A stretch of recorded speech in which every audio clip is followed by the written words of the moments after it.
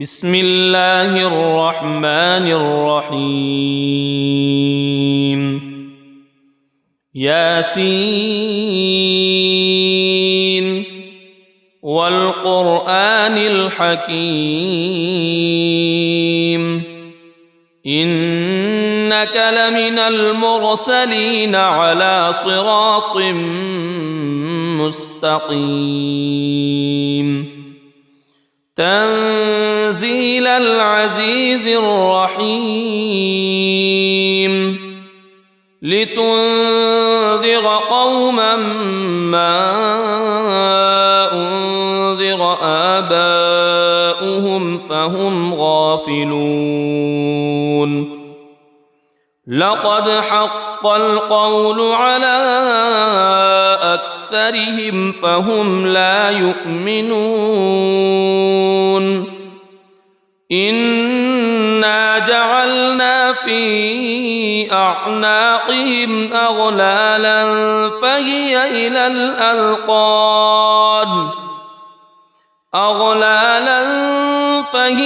إلى الأذقان فهم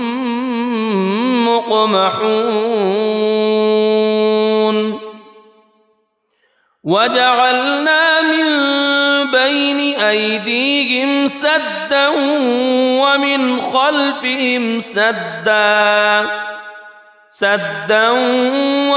خلفهم سدا فأغشيناهم فهم لا يبصرون وسواء عليهم أأنذرتهم أم لم تنذرهم لا يؤمنون إنما تنذر من اتبع الذكر وخشي الرحمن بالغيب فبشره بمغفرة وأجر كريم إنا نحن نحيي الموتى ونكتب ما قدموا وآثارهم وكل شيء أحصيناه في إمام مبين واضرب لهم مثلا أصحاب القرية إذ جاءها المرسلون إذ أرسلنا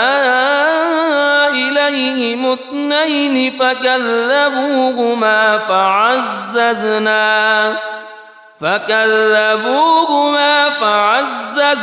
بثالث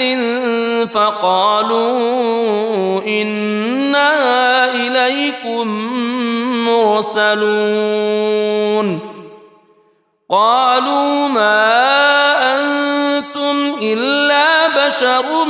مثلنا وما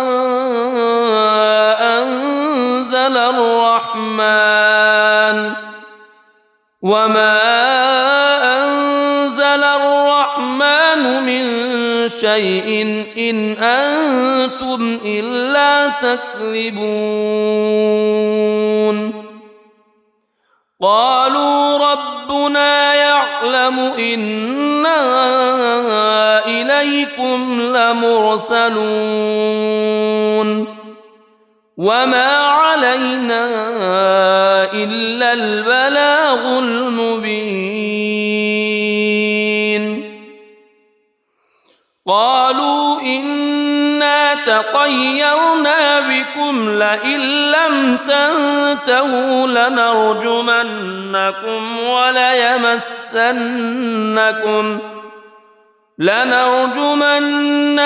وليمسنكم منا عذاب أليم قالوا طائركم معكم أئن ذكرتم بل أنتم قوم مسرفون وجاء من أقصى المدينة رجل يسعى قال يا قوم اتبعوا المرسلين اتبعوا من لا يسألكم أجرا وهم مهتدون وما لي لا أعبد الذي فطرني وإليه ترجعون أأتخذ من دونه آلهة إن يردني الرحمن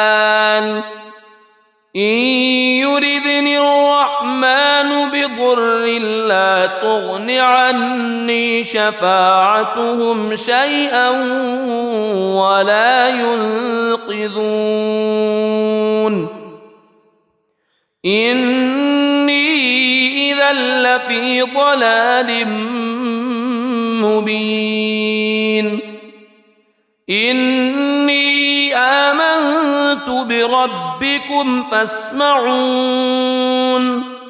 قيل ادخل الجنة قال يا ليت قومي يعلمون بما غفر لي ربي وجعلني من المكرمين وما أنزلنا على قومه من بعده من جند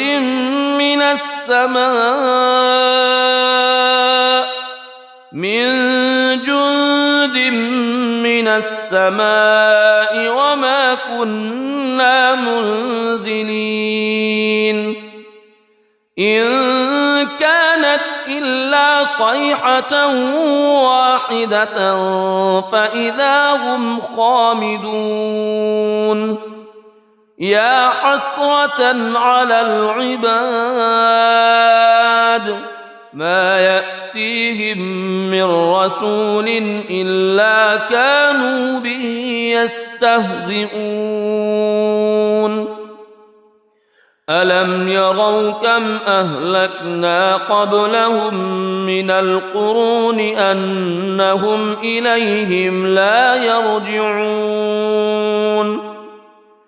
وإن كل لما جميع لدينا محضرون وآية لهم الأرض الميتة أحييناها وأخرجنا منها حبا فمنه يأكلون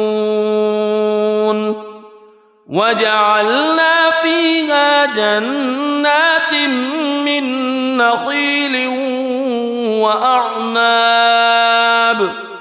من نخيل وأعناب وفجرنا فيها من العيون ليأكلوا من ثمره وما عملته أيديهم أفلا يشكرون سبحان الذي خلق الأزواج كلها مما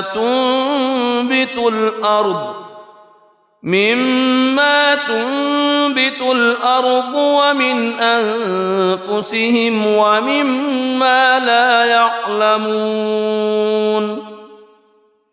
وآية لهم الليل نسلخ منه النهار فإذا هم مظلمون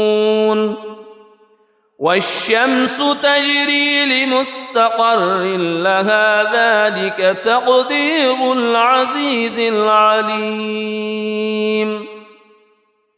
والقمر قدرناه منازل حتى عاد كالعرجون القديم لا الشمس ينبغي لها أن تدرك القمر ولا الليل سابق النهار وكل في فلك يسبحون وآية لهم أنا حملنا ذريتهم في الفلك المشحون وخلقنا لهم من مثله ما يركبون وإن نشأ نغرقهم فلا صريخ لهم ولا هم ينقذون إلا رحمة منا ومتاعا إلى حين وإذا قيل لهم اتقوا ما بين أيديكم وما خلفكم لعلكم ترحمون وما تأتيهم من آية من آيات ربهم إلا كانوا عنها معرضين وإذا قيل لهم أنفقوا مما رزقكم الله قال الذين كفروا للذين آمنوا أنطعم من لو يشاء الله أطعمه إن أنتم إلا في ضلال مبين ويقولون متى هذا الوعد إن كنتم صادقين ما ينظرون إلا صيحة واحدة تأخذهم وهم يخصمون فلا يستطيعون توصية ولا إلى أهلهم يرجعون ونفخ في الصور فإذا هم من الأجداث إلى ربهم ينسلون قالوا يا ويلنا من بعثنا من مرقدنا هذا ما وعد الرحمن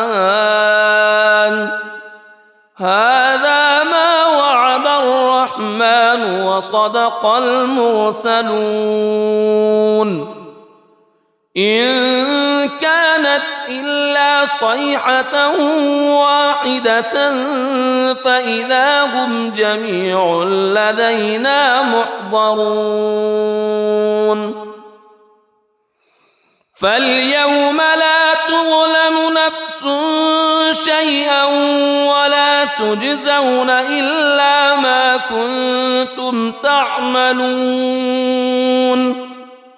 إن أصحاب الجنة اليوم في شغل فاكهون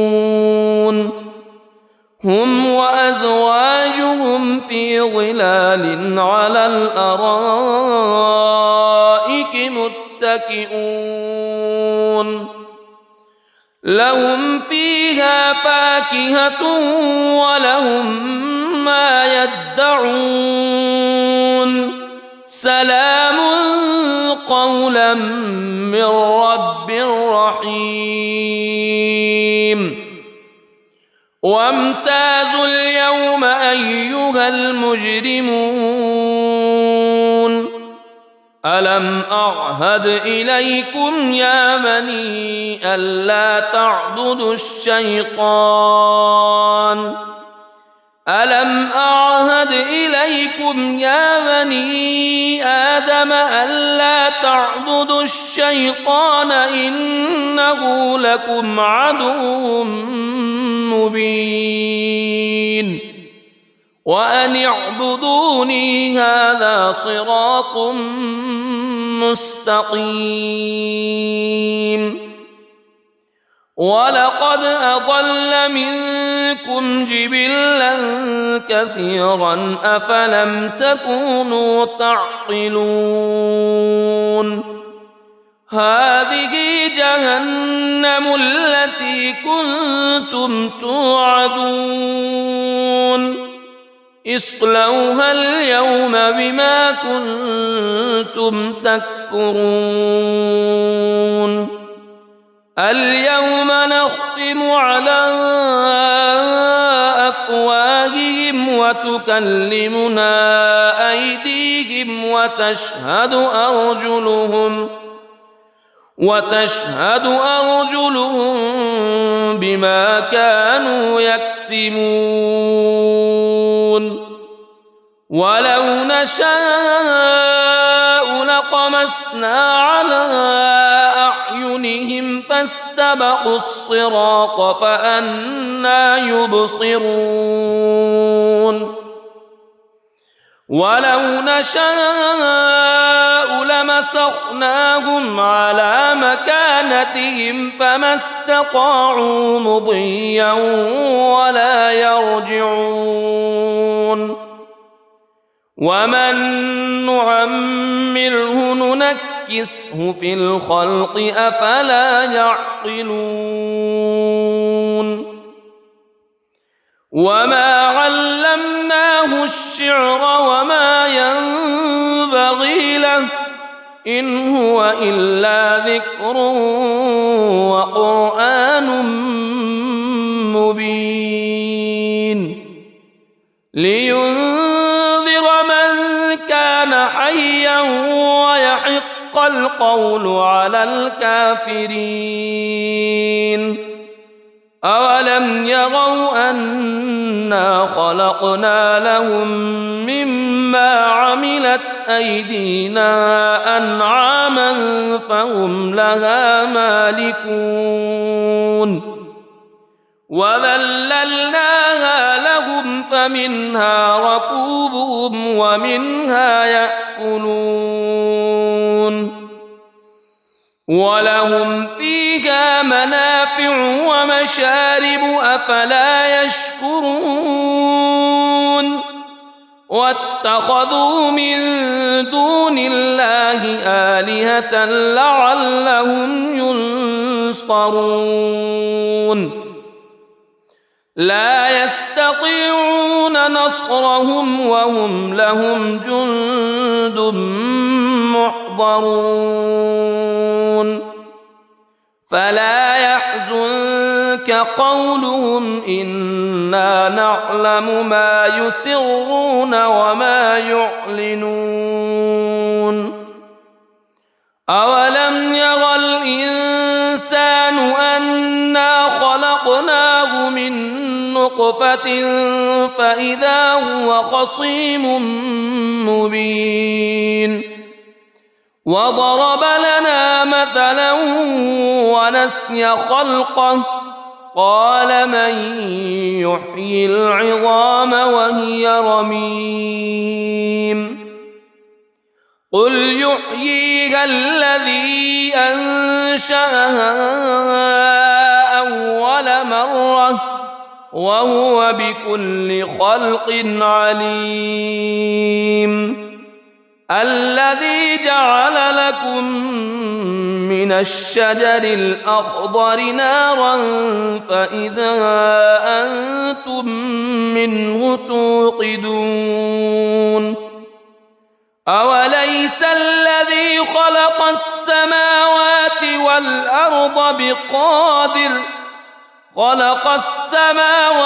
والأرض بقادر على أن يخلق مثلهم بلى وهو الخلاق العليم إنما أمره إذا أراد شيئا أن يقول له كن فيكون فسبحان الذي بيده ملكوت كل شيء وإليه ترجعون بسم الله الرحمن الرحيم الرحمن علم القرآن خلق الإنسان علمه البيان الشمس والقمر بحسبان والنجم والشجر يسجدان والسماء رفعها ووضع الميزان ألا تطغوا في الميزان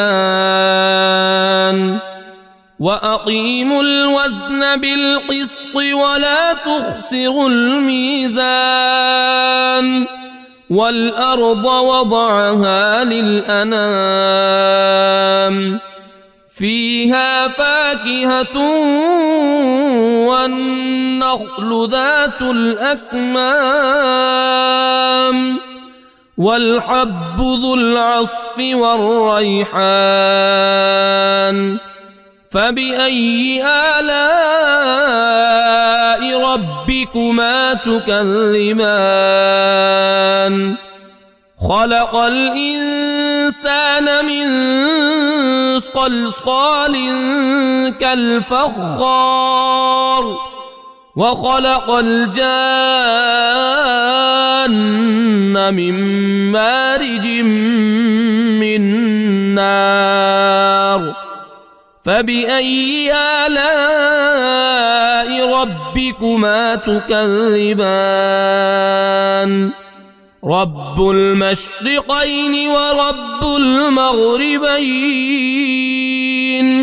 فبأي آلاء ربكما تكذبان مرج البحرين يلتقيان بينهما برزخ لا يبغيان فبأي آلاء ربكما تكذبان يخرج منهما اللؤلؤ والمرجان فبأي آلاء ربكما تكذبان وله الجوار المنشآت في البحر كالأعلام فبأي آلاء ربكما تكذبان كل من عليها فان ويبقى وجه ربك ذو الجلال والإكرام فبأي آلاء ربكما تكذبان يسأله من في السماوات والأرض كل يوم هو في شأن فبأي آلاء ربكما تكذبان سنفرغ لكم أيها الثقلان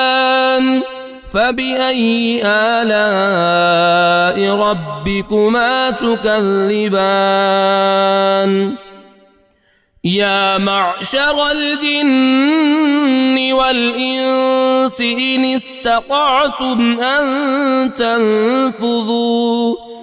إن استطعتم أن تنفذوا من أقطار السماوات والأرض فانفذوا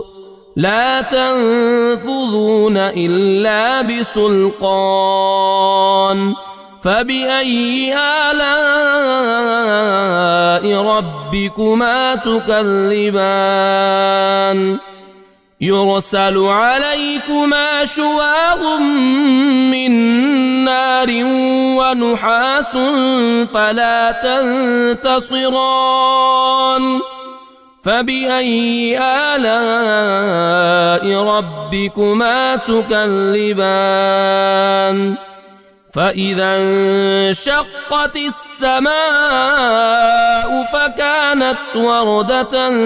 كالدهان فبأي آلاء ربكما تكذبان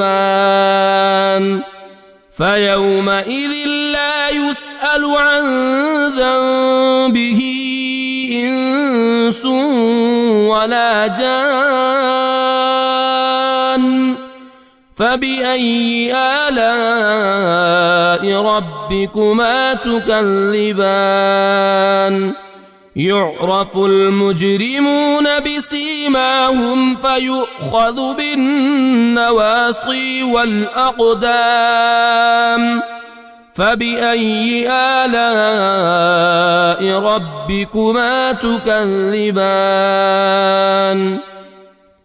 هذه جهنم التي يكذب بها المجرمون يطوفون بينها وبين حميم آن فبأي آلاء ربكما تكذبان ولمن خاف مقام ربه جنتان فبأي آلاء ربكما تكذبان ذواتا أفنان فبأي آلاء ربكما تكذبان فيهما عينان تجريان فبأي آلاء ربكما تكذبان فيهما من كل فاكهة زوجان فبأي آلاء ربكما تكذبان متكئين على فرش بطائنها من استبرق وجنى الجنتين دان فبأي آلاء ربكما تكذبان فيهن قاصرات الطرف لم يطمثهن إنس قبلهم ولا جان فبأي آلاء ربكما تكذبان كأنهن الياقوت والمرجان فبأي آلاء ربكما تكذبان هل جزاء الإحسان إلا الإحسان فبأي آلاء ربكما تكذبان ومن دونهما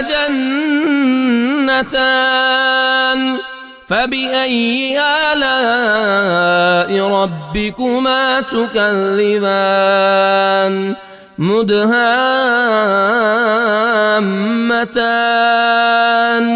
فبأي آلاء ربكما تكذبان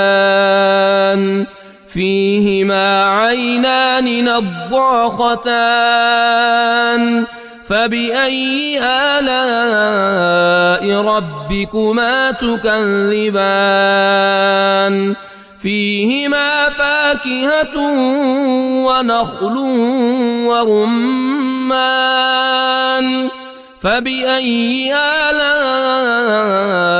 ربكما تكذبان فيهن خيرات حسان فبأي آلاء ربكما تكذبان حور مقصورات في الخيام فبأي آلاء ربكما تكذبان لم يطمثهن إنس قبلهم ولا جان فبأي آلاء ربكما تكذبان متكئين على رفرف خضر وعبقري حسان فبأي آلاء ربكما تكذبان تبارك اسم ربك ذي الجلال والإكرام. بسم الله الرحمن الرحيم. ياسين والقرآن الحكيم إنك لمن المرسلين على صراط مستقيم تنزيل العزيز الرحيم لتنذر قوما ما أنذر آباؤهم فهم غافلون لقد حق القول على أكثرهم فهم لا يؤمنون إنا جعلنا في أعناقهم أغلالا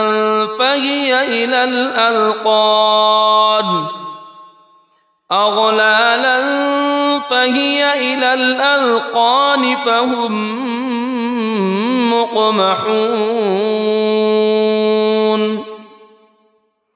وجعلنا من بين أيديهم سدا ومن خلفهم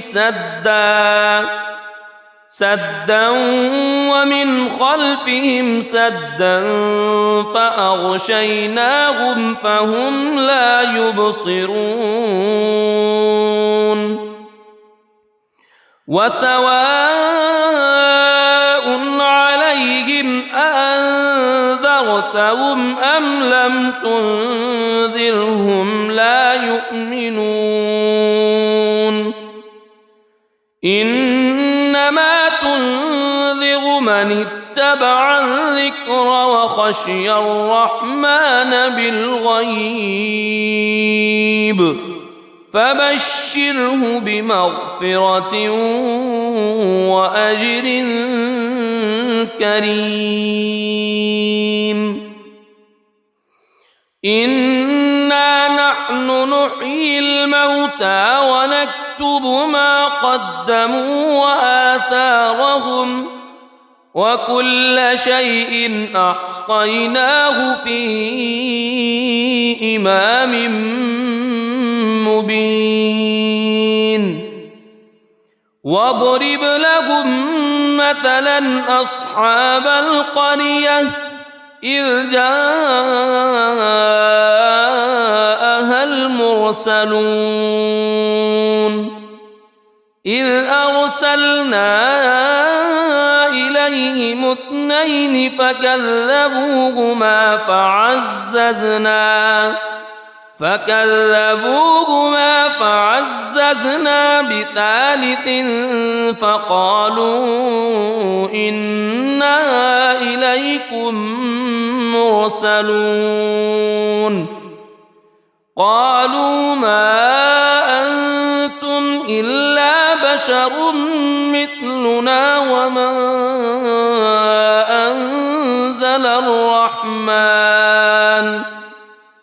وما أنزل الرحمن من شيء إن أنتم إلا تكذبون قالوا ربنا يعلم إنا إليكم لمرسلون وما علينا إلا البلاغ المبين قالوا إنا تطيرنا بكم لئن لم تنتهوا لنرجمنكم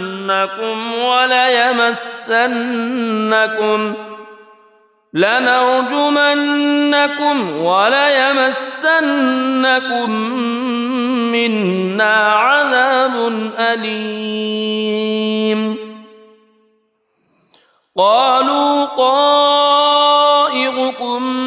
معكم أئن ذكرتم بل أنتم قوم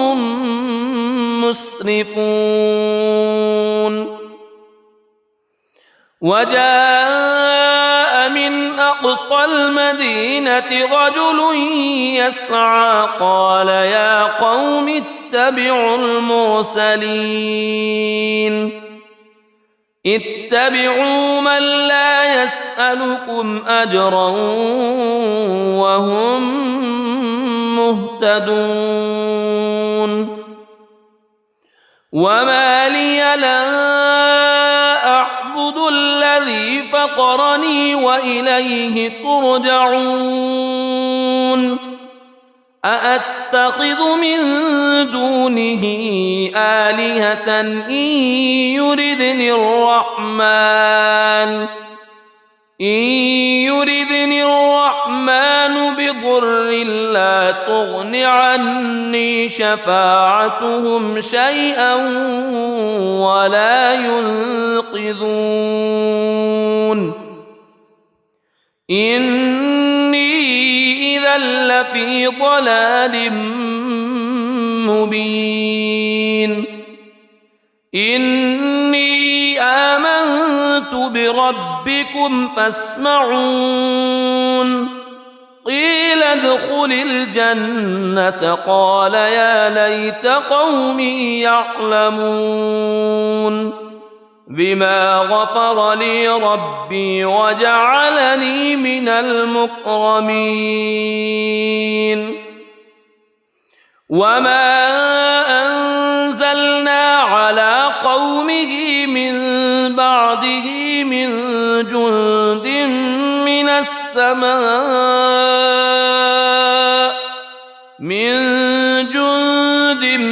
من السماء وما كنا منزلين إن كانت إلا صيحة واحدة فإذا هم خامدون يا حسرة على العباد ما يأتيهم من رسول إلا كانوا به يستهزئون ألم يروا كم أهلكنا قبلهم من القرون أنهم إليهم لا يرجعون وإن كل لما جميع لدينا محضرون وآية لهم الأرض الميتة أحييناها وأخرجنا منها حبا فمنه يأكلون وجعلنا فيها جنات من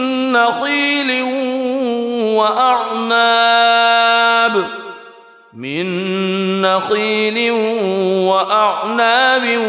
وفجرنا فيها من العيون ليأكلوا من ثمره وما عملته أيديهم أفلا يشكرون سبحان الذي خلق الأزواج كلها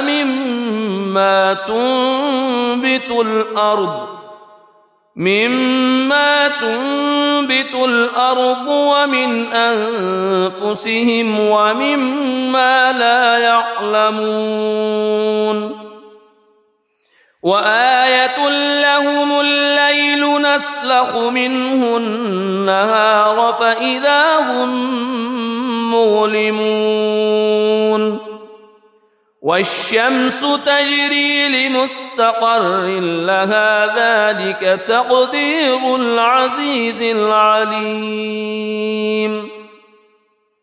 والقمر قدرناه منازل حتى عاد كالعرجون القديم لا الشمس ينبغي لها أن تدرك القمر ولا الليل سابق النهار وكل في فلك يسبحون وآية لهم أنا حملنا ذريتهم في الفلك المشحون وخلقنا لهم من مثله ما يركبون وإن نشأ نغرقهم فلا صريخ لهم ولا هم ينقذون إلا رحمة منا ومتاعا إلى حين وإذا قيل لهم اتقوا ما بين أيديكم وما خلفكم لعلكم ترحمون وما تأتيهم من آية من آيات ربهم إلا كانوا عنها معرضين وإذا قيل لهم أنفقوا مما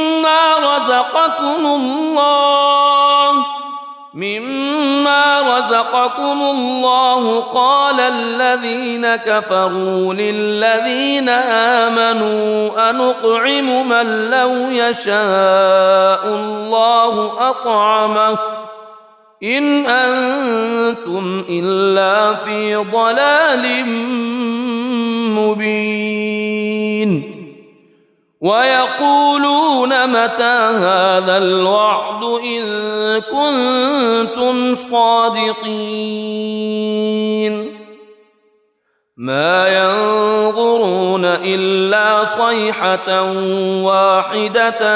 تأخذهم وهم يخصمون فلا يستطيعون توصية ولا إلى أهلهم يرجعون ونفخ في الصور فإذا هم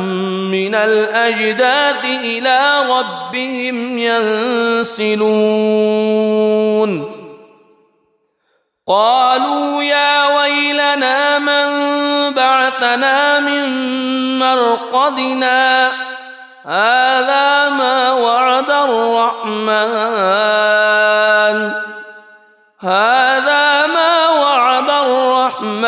وصدق المرسلون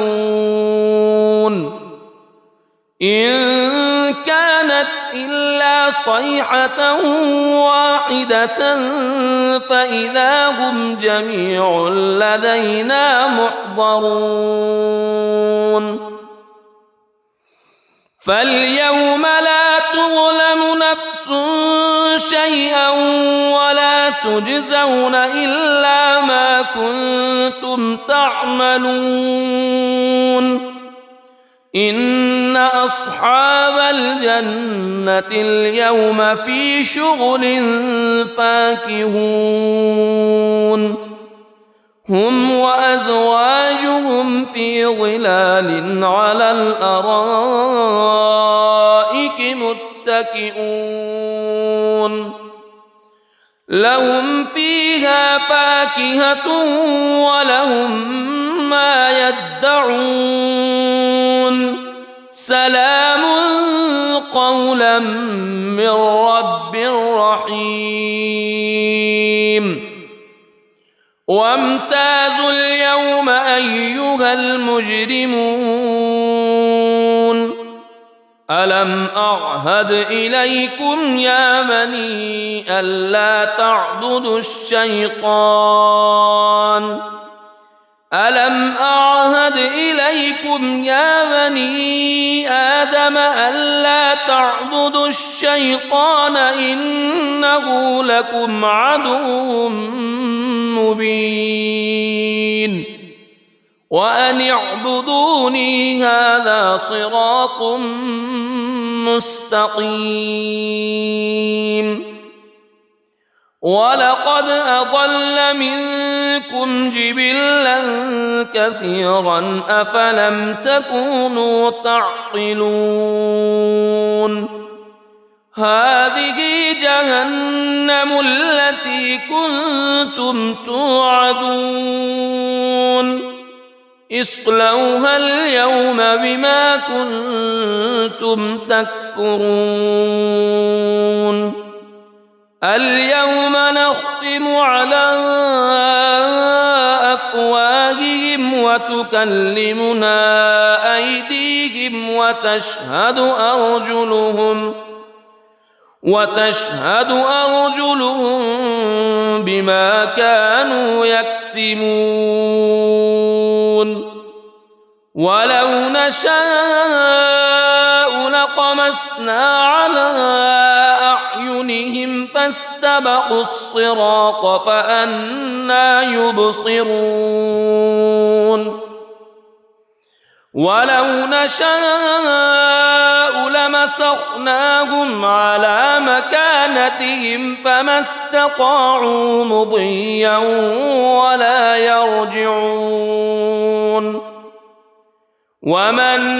نعمره ننكسه في الخلق أفلا يعقلون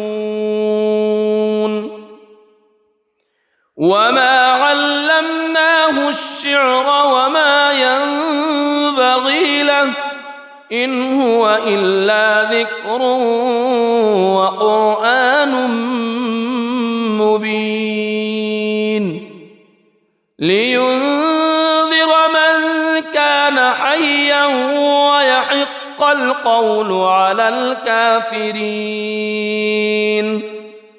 أولم يروا أنا خلقنا لهم مما عملت أيدينا أنعاما فهم لها مالكون وذللناها لهم فمنها ركوبهم ومنها يأكلون ولهم فيها منافع ومشارب أفلا يشكرون واتخذوا من دون الله آلهة لعلهم ينصرون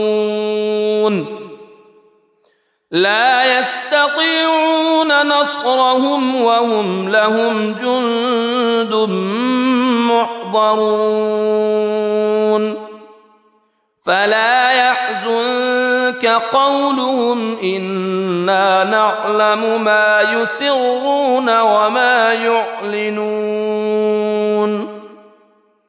أولم ير الإنسان أنا خلقناه من نطفة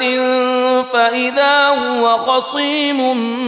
مبين وضرب لنا مثلا ونسي خلقه قال من يحيي العظام وهي رميم قل يحييها الذي أنشأها أول مرة وهو بكل خلق عليم الذي جعل لكم من الشجر الأخضر نارا فإذا أنتم منه توقدون أوليس الذي خلق السماوات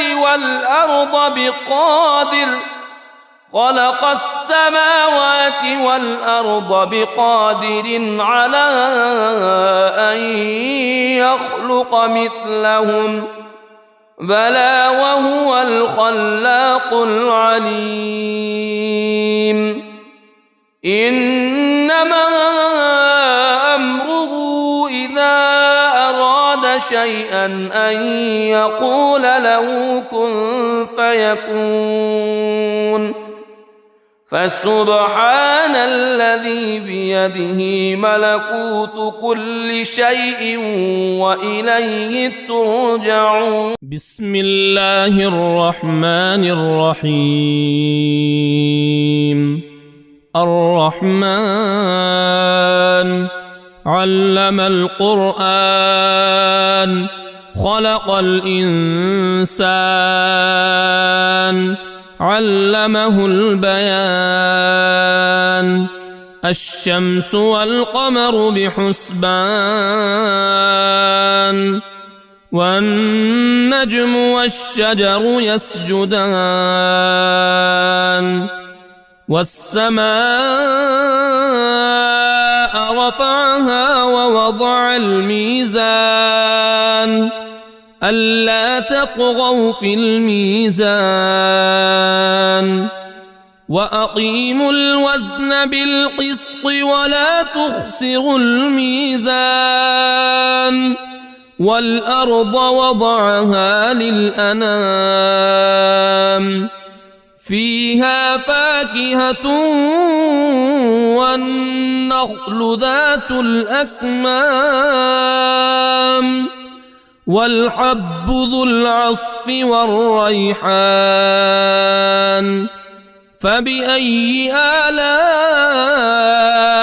ربكما تكذبان؟ خلق الإنسان من صلصال كالفخار وخلق الجان من مارج من نار. فبأي آلاء ربكما تكذبان؟ رب المشرقين ورب المغربين. فبأي آلاء ربكما تكذبان؟ مرج البحرين يلتقيان بينهما برزخ لا يبغيان. فبأي آلاء ربكما تكذبان؟ يخرج منهما اللؤلؤ والمرجان. فبأي آلاء ربكما تكذبان؟ وله الجوار المنشآت في البحر كالأعلام. فبأي آلاء ربكما تكذبان؟ كل من عليها فان ويبقى وجه ربك ذو الجلال والإكرام. فبأي آلاء ربكما تكذبان؟ يسأله من في السماوات والأرض كل يوم هو في شأن. فبأي آلاء ربكما تكذبان؟ سنفرغ لكم أيها الثقلان. فبأي آلاء ربكما تكذبان؟ يا معشر الجن والإنس إن استطعتم أن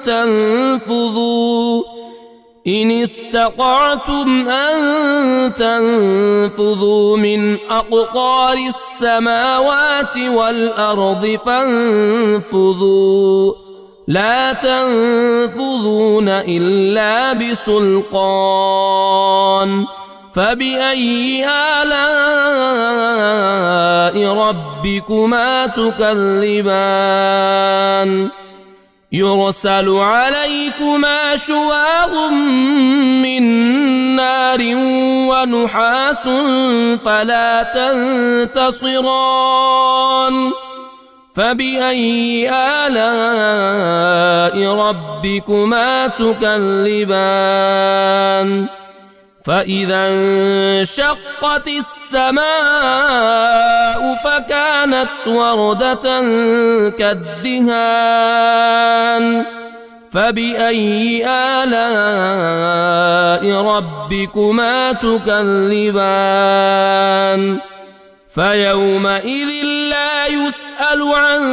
ذنبه إنس ولا جان فبأي آلاء ربكما تكذبان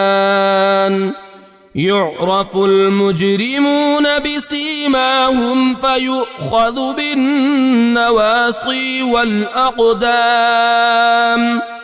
فبأي آلاء ربكما تكذبان هذه جهنم التي يكذب بها المجرمون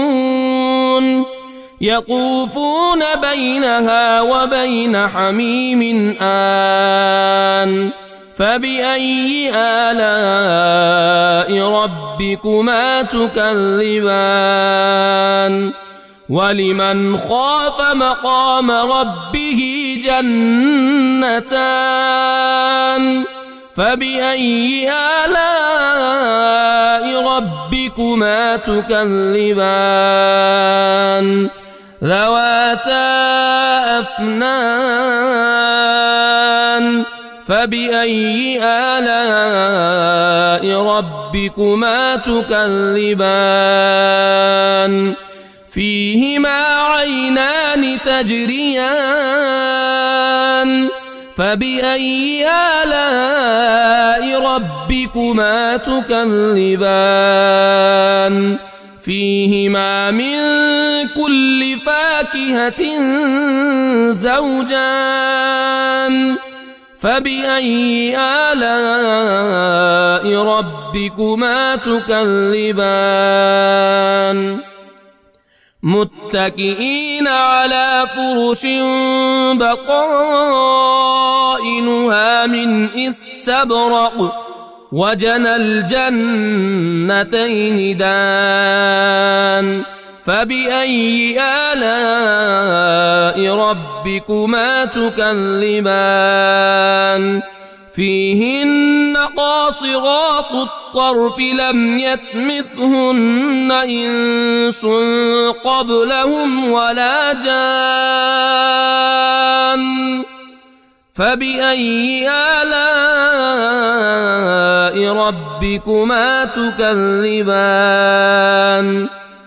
كأنهن الياقوت والمرجان فبأي آلاء ربكما تكذبان هل جزاء الإحسان إلا الإحسان فبأي آلاء ربكما تكذبان ومن دونهما جنتان فبأي آلاء ربكما تكذبان مدهامتان فبأي آلاء ربكما تكذبان فيهما عينان نضاختان فبأي آلاء ربكما تكذبان فيهما فاكهة ونخل ورمان فبأي آلاء ربكما تكذبان فيهن خيرات حسان فبأي آلاء ربكما تكذبان حور مقصورات في الخيام فبأي آلاء ربكما تكذبان لم يطمثهن إنس قبلهم ولا جان فبأي آلاء ربكما تكذبان متكئين على رفرف خضر وعبقري حسان فبأي آلاء ربكما تكذبان تبارك اسم ربك ذي الجلال والإكرام بسم الله الرحمن الرحيم ياسين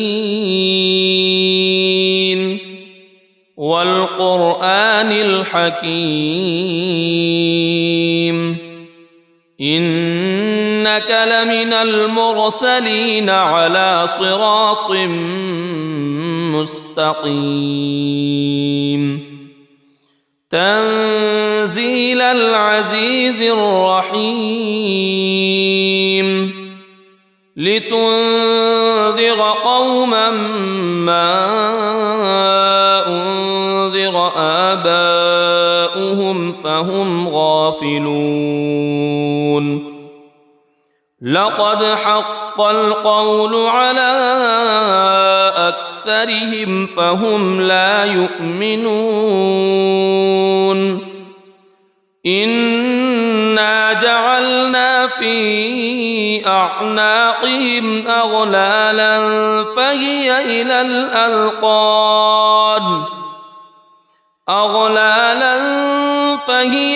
الأذقان فهم مقمحون وجعلنا من بين أيديهم سدا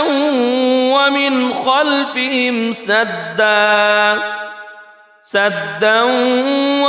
خلفهم سدا فأغشيناهم فهم لا يبصرون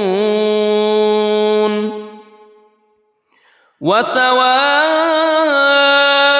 عليهم أأنذرتهم أم لم تنذرهم لا يؤمنون إنما تنذر من اتبع الذكر وخشي الرحمن بالغيب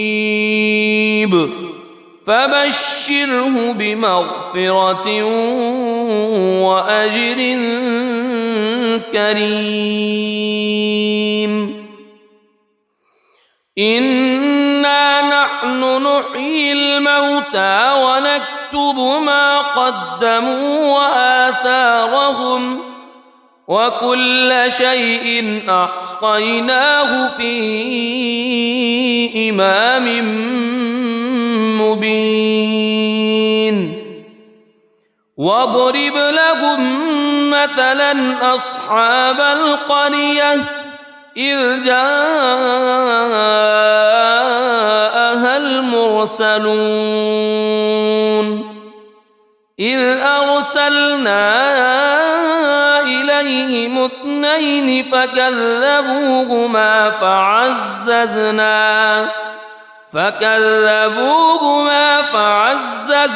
بثالث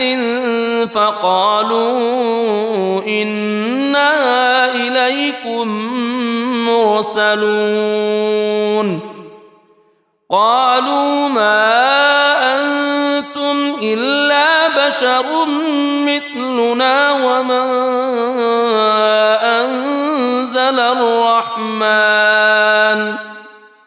وما أنزل الرحمن من شيء إن أنتم إلا تكذبون قالوا ربنا يعلم يعلم إنا إليكم لمرسلون وما علينا إلا البلاغ المبين قالوا إنا تطيرنا بكم لئن لم تنتهوا لنرجمنكم وليمسنكم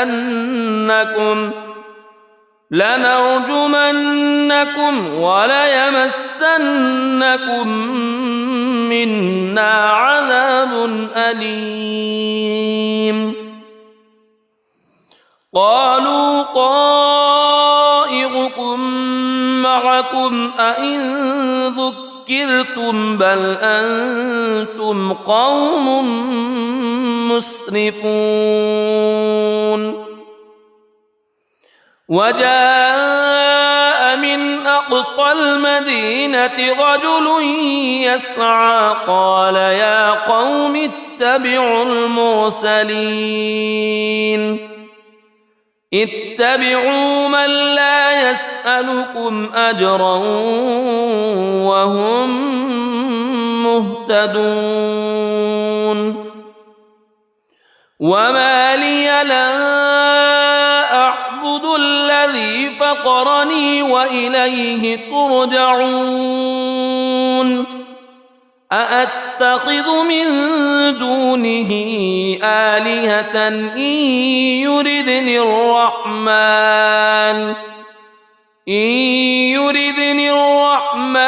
بضر لا تغن عني شفاعتهم شيئا ولا ينقذون إني إذا لفي ضلال مبين إني آمنت بربكم فاسمعون قيل ادخل الجنة قال يا ليت قومي يعلمون بما غفر لي ربي وجعلني من المكرمين وما أنزلنا على قومه من بعده من جند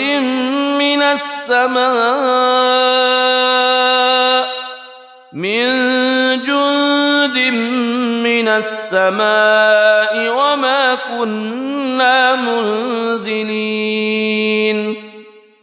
إن كانت إلا صيحة واحدة فإذا هم خامدون يا حسرة على العباد ما يأتيهم من رسول إلا كانوا به يستهزئون ألم يروا كم أهلكنا قبلهم من القرون أنهم إليهم لا يرجعون وإن كل لما جميع لدينا محضرون وآية لهم الأرض الميتة أحييناها وأخرجنا منها حبا فمنه يأكلون وجعلنا فيها جنات من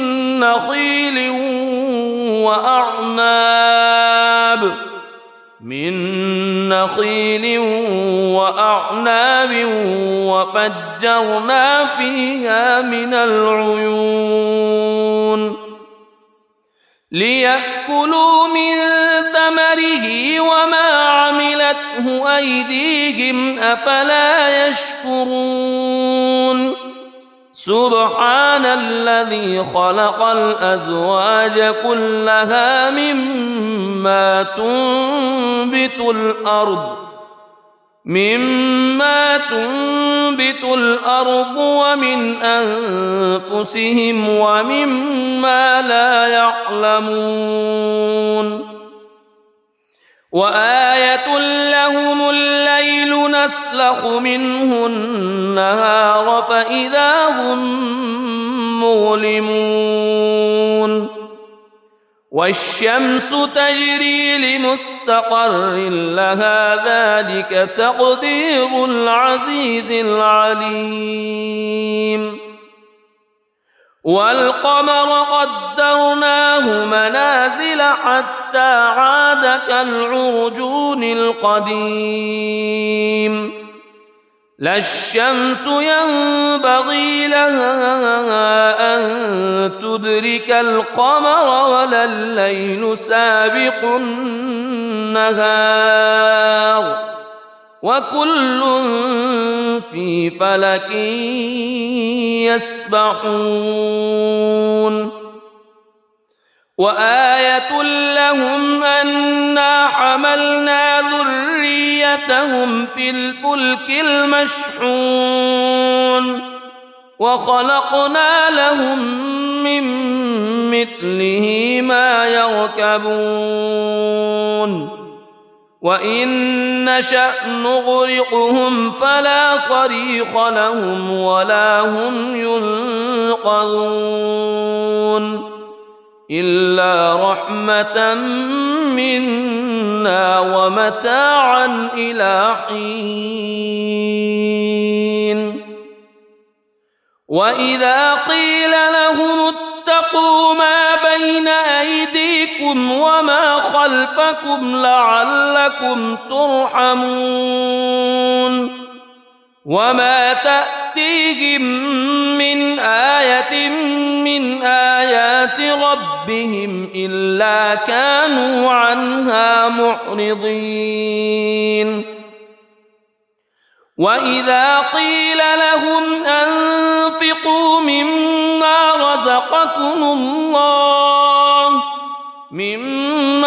رزقكم الله قال الذين كفروا للذين آمنوا أنطعم من لو يشاء الله أطعمه إن أنتم إلا في ضلال مبين ويقولون متى هذا الوعد إن كنتم صادقين ما ينظرون إلا صيحة واحدة تأخذهم وهم يخصمون فلا يستطيعون توصية ولا إلى أهلهم يرجعون ونفخ في الصور فإذا هم من الأجداث إلى ربهم ينسلون قالوا يا ويلنا من بعثنا من مرقدنا هذا ما وعد الرحمن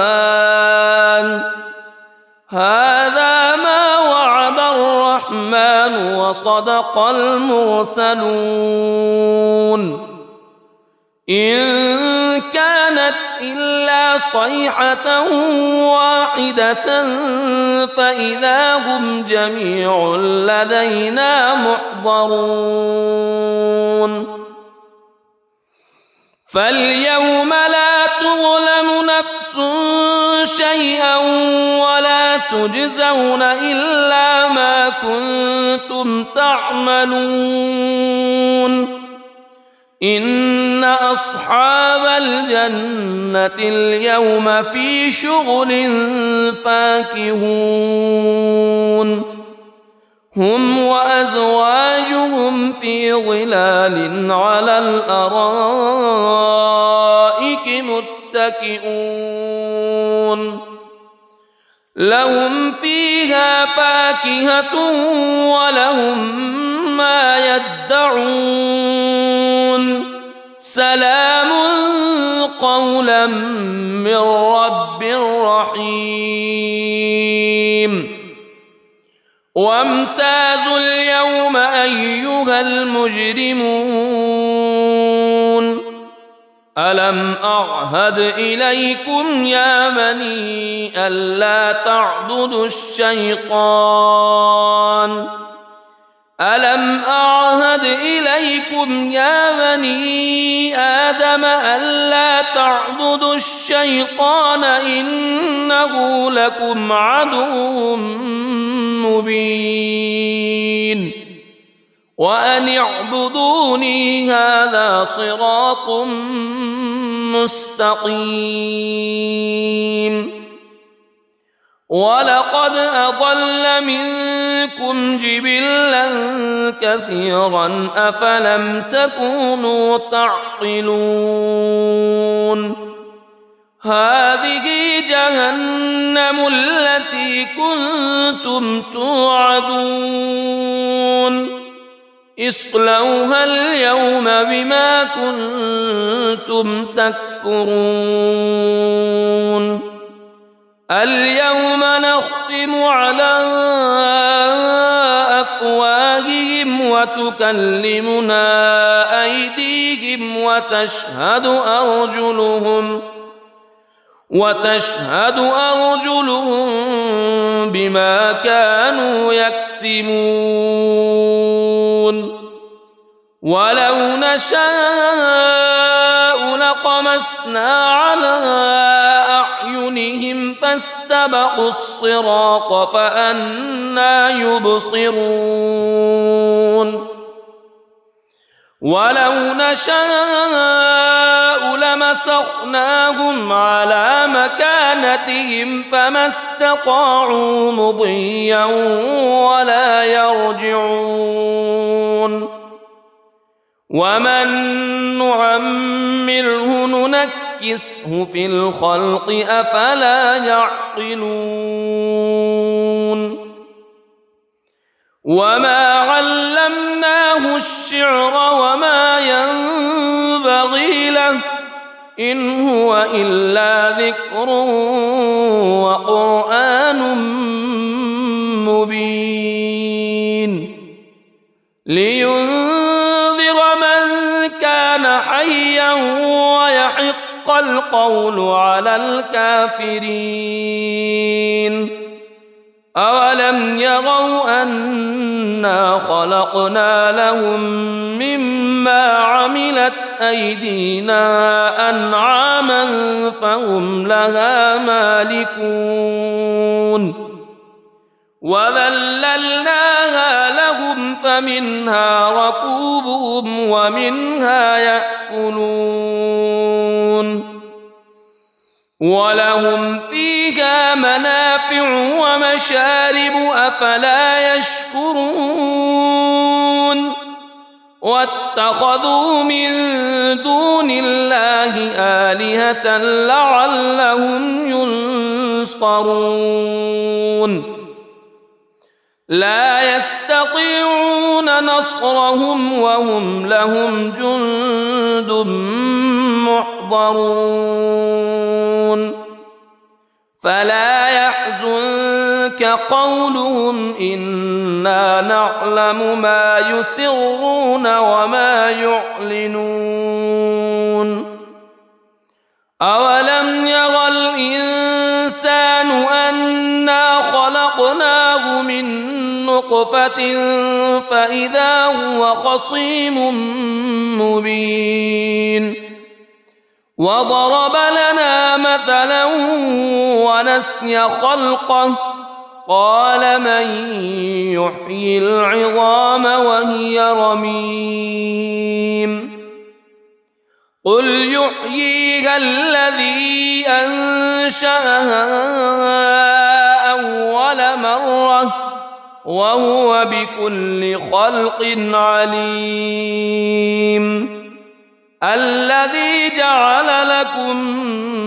من الشجر الأخضر نارا فإذا أنتم منه توقدون أوليس أليس الذي خلق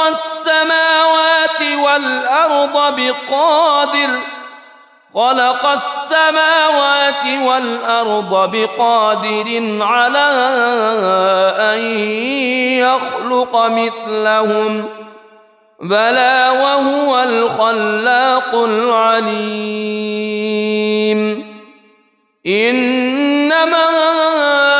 أمره إذا أراد شيئا أن يقول له كن فيكون فسبحان الذي بيده ملكوت كل شيء وإليه ترجعون. بسم الله الرحمن الرحيم. الرحمن علم القرآن خلق الإنسان علمه البيان الشمس والقمر بحسبان والنجم والشجر يسجدان والسماء رفعها ووضع الميزان ألا تطغوا في الميزان وأقيموا الوزن بالقسط ولا تخسروا الميزان والأرض وضعها للأنام فيها فاكهة والنخل ذات الأكمام والحب ذو العصف والريحان فبأي آلاء ربكما تكذبان خلق الإنسان من صلصال كالفخار وخلق الجان من مارج من نار فبأي آلاء ربكما تكذبان رب المشرقين ورب المغربين فبأي آلاء ربكما تكذبان مرج البحرين يلتقيان بينهما برزخ لا يبغيان فبأي آلاء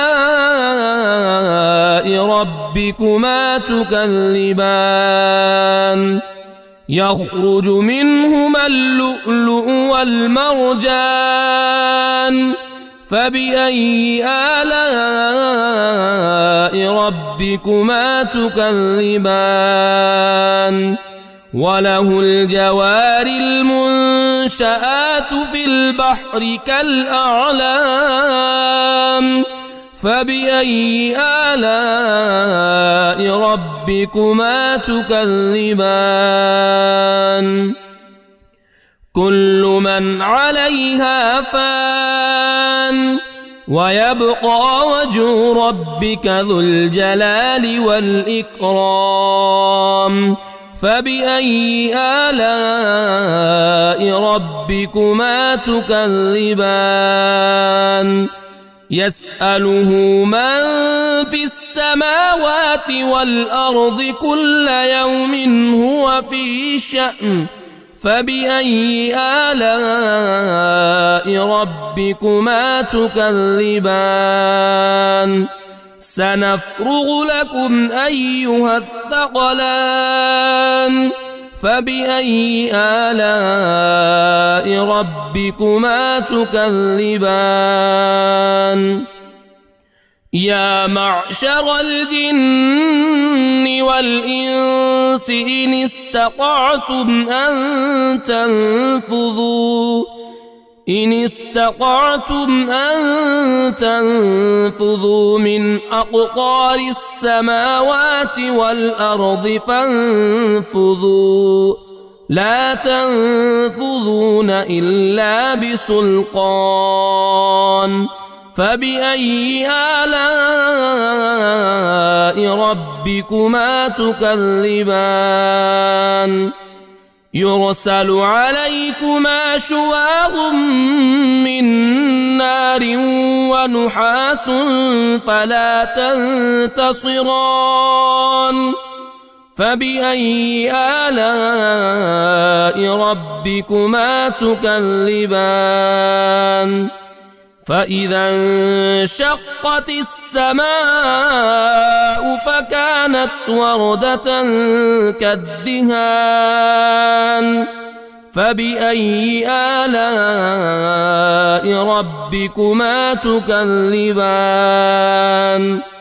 فيومئذ لا يسأل عن ذنبه إنس ولا جان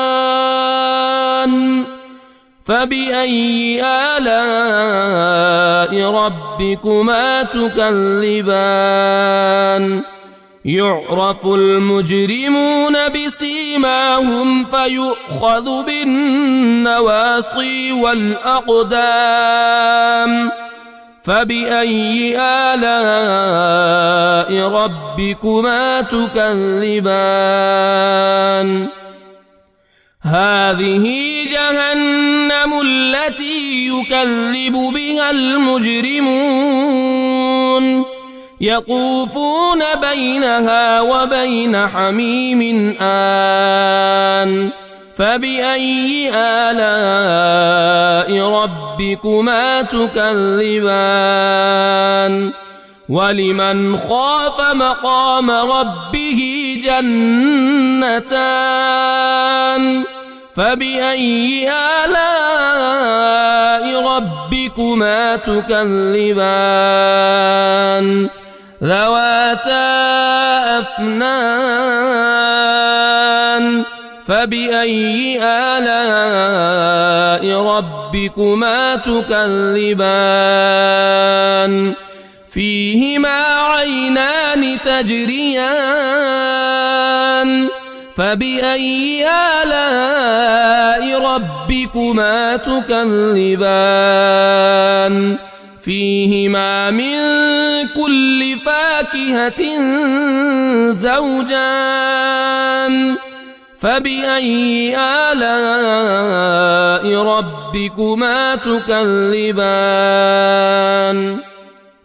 متكئين على فرش بطائنها